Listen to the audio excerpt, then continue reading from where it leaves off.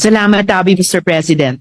Mr. President, the 1987 Constitution demands that the Senate continue with the impeachment proceedings already initiated without further delay.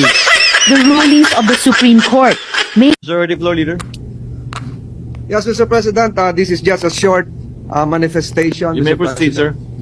I respectfully deliver this manifestation to address a pressing constitutional concern. Mr. President, the Senate received the articles of impeachment against Vice President Sara Duterte 117 days ago. Yet the trial required by Article 11, Section 3(4) of the Constitution to proceed forthwith will begin only on June 11, dangerously close to the end of the 19th Congress. This delay compromises due process and undermines our role as an impeachment court. Under the 1987 Constitution, the Senate of each Congress acts separately and independently of the Senate of the Congress before it. Only 12 senators remain after each election, insufficient to form a quorum.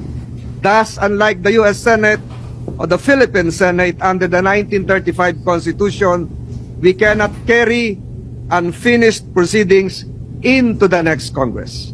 Allowing the 20th Congress to take over this trial would be ultra vires or beyond our constitutional power.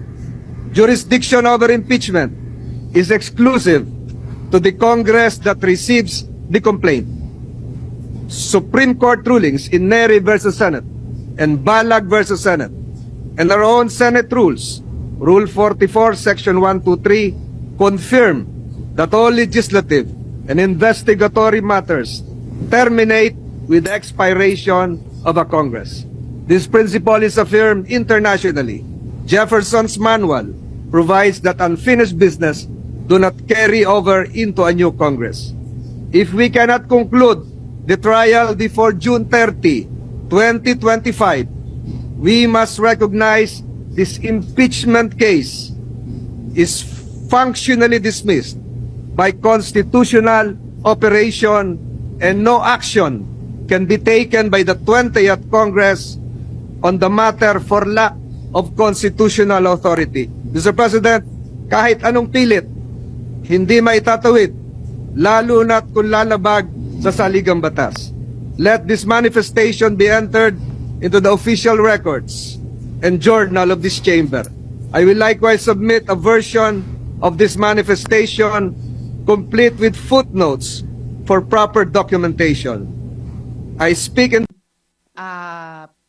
piyesa authored ni UP Professor Paulo Tamase, nag-appear po sa June 2025 issue ng Philippine Law Journal. Sabi po dito, Emerging Issues in Impeachment, page 19 dun sa journal, allowing impeachment to cross over Congresses is consistent with American practice.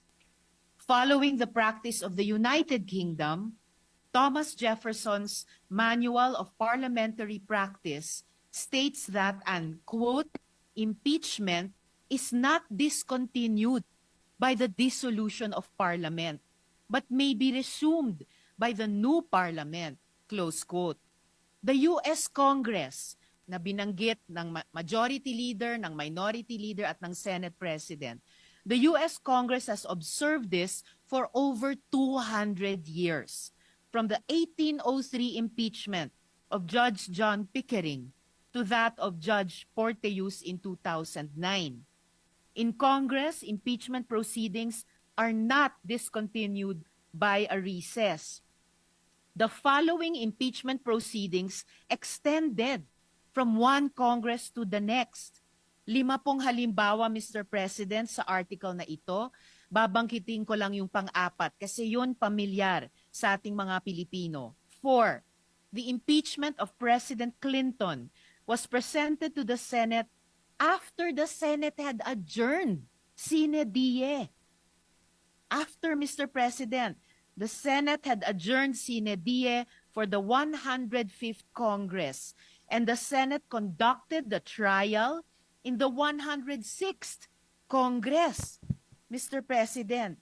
So, for the record lamang po, dahil very, very pertinent sa binanggit ng majority leader, ng minority leader, at pati ng Senate President na following US practice and precedent. And with one very recent concrete example po dun sa impeachment ni US President Clinton. So I hope that we can consider this in our own decision-making, Mr. President, even after the rescheduled presentation by the House prosecutors to the Senate as an impeachment court on 11th June. Salamat tabi, Mr. Duly President. noted and entered into the records. Majority Floor Leader.